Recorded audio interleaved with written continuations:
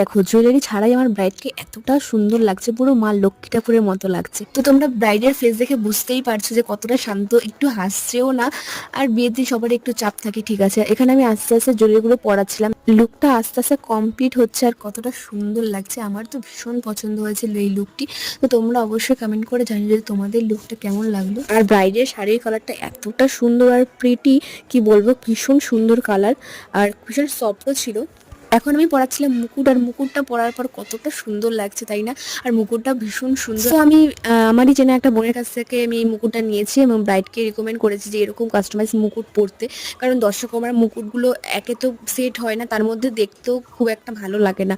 তো একটা জিনিসের জন্য পুরো লুকটা মানে বাজে হয়ে যায় শেষে। আর এই যে এটা হলো আমার ব্রাইডের ফাইনাল লুক, পুরো লক্ষ্মী ঠাকুরের মতো লাগছে।